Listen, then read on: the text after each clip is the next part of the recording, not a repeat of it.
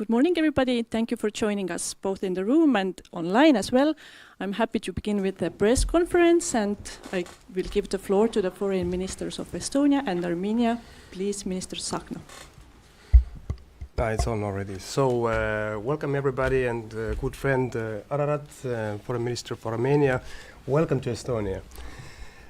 We meet already officially the second time within 6 months, and this is a sign that our cooperation has become more deeper and more practical.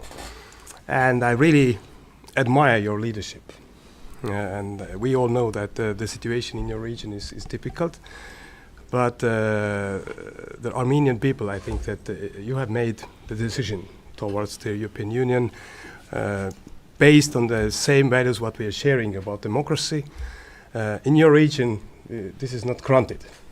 And we know as well in Estonia, because of the Russian aggression against Ukraine, that these kind of values as a freedom, as a democracy, they are not granted. We have to stand for them, and we do it together. So I can assure you as well, dear friend Ararat, that we are with you.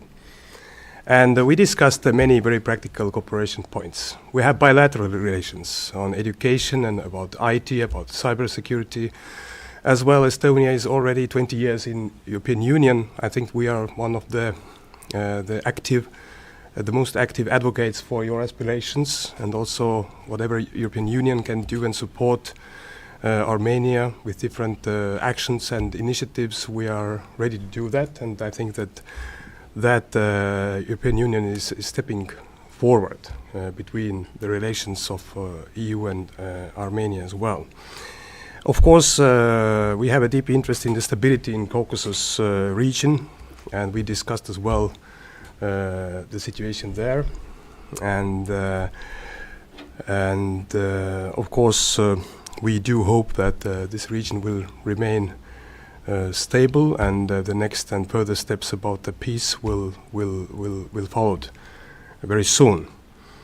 And again, I can say that our relations are better than ever before, and thank you for that. Please. So dear Minister, dear friend, dear Margus, I'm delighted to be here, and I would like first of all to express my appreciation for the warmest welcome that was extended to me and my delegation.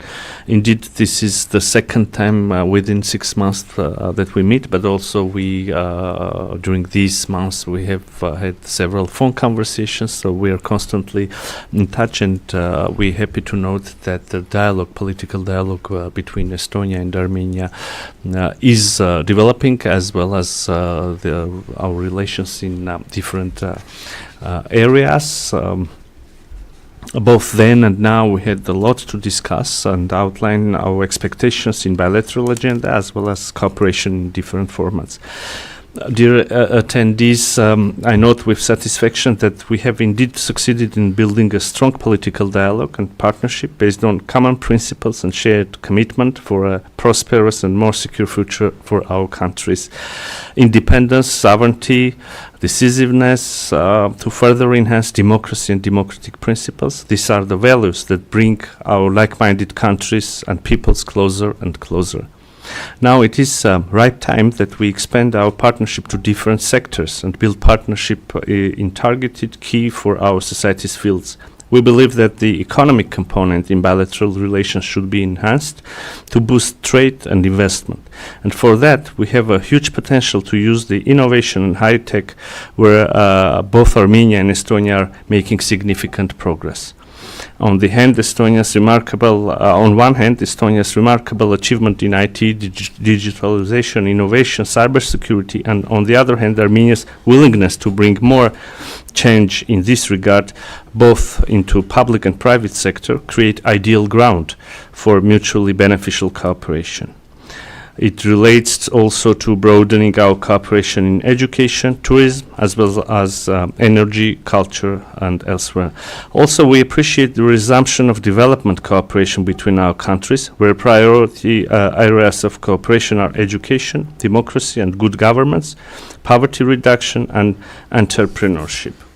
Besides bilateral cooperation, we have developed very positive dynamics of engagements and mutual support in multilateral formats, where we very often share the main priorities and support each other's candidacies. The bigger mosaic of our partnership, of course, includes the activities in the format of the European Union, where we have multi-layer cooperation, implementation of already existing arrangements, including for strengthening Armenia's resilience and diversifying the economy, but also looking beyond for more prospects. Here I appreciate Estonia's participation in the EU monitoring mission in Armenia, as well as the expressed support for the start of the visa liberalization dialogue. We hope that jointly we will soon reach new important milestones. Dear colleagues, today we have also discussed regional topics, overall geopolitical situation and ongoing challenges. Following our earlier conversations, I briefed my counterpart on recent developments in South Caucasus, including the process of normalization of relations with our neighbors.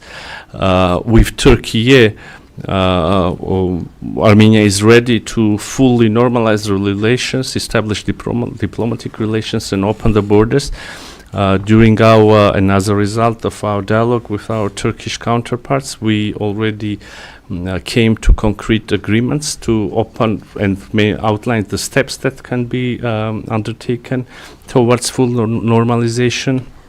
I'm speaking about opening the border for third country nationals, but also Armenian and Turkish citizens who hold diplomatic passports. On and on, we continuously reconfirm our determination to this arrangement, and I truly believe that it's already the time to implement the arrangements, to see the things happening on the ground. When it comes to our relations with Azerbaijan, again, we have been engaged in negotiations, and we almost finalized the text of the draft of peace treaty, and Armenia is ready to completely finalize the text within a month and sign the peace treaty with Azerbaijan. I cannot say that we have seen the positive reaction of our Azerbaijani counterparts to this proposal to sign the peace treaty within a month, but the dedication to peace agenda and determination of Armenia to normalize relations with Azerbaijan and to recognize each other's territorial integrity on the basis of 1991 Alma-Ata Declaration, and to continue the process of delimitation on the basis of Alma-Ata Declaration of 1991 is in place, is there. I have also I truly believe that we do have the momentum to close the page of the conflict in South Caucasus and bring peace to our region. And I truly believe that this peace will be beneficial for all the peoples and countries in the region. We will, of course, continue working in that direction and count on strong support of our partners interested in stability and durable peace in the South Caucasus. Dear friend, concluding my remarks, I would like also to once again express appreciation for the warm welcome, for the support that you show to the democratization and democratic reforms in Armenia, to the European aspirations of citizens of Armenia, and also to this peace agenda and bringing peace to South Caucasus. Thank you so much. Thank you, Ararat. Thank you, ministers. We have now time for questions. Please also introduce yourself. Yes, hello. I'm from the Estonian Public Broadcasting, and I would like to ask the Foreign Minister of Armenia, what is Armenia's stance on the Russia-Ukrainian war right now? Well, thank you very much. Of course, Armenia is strongly against the war, and we cannot tolerate it because not only for humanistic ideas, but also because we faced the same devastation in our region. We saw how the civilian population is being forcibly displaced. We see that how civilian infrastructure is being targeted, etc., etc. The war is always an awful thing, and we are strongly against the war. We support but also we simultaneously we support not only peace and stability, but also territorial integrity of the countries.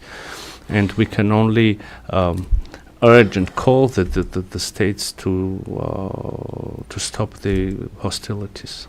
Thank you. If there are no more questions, then we conclude the press conference. Thank you. Thank you. Thank you. Thank you again.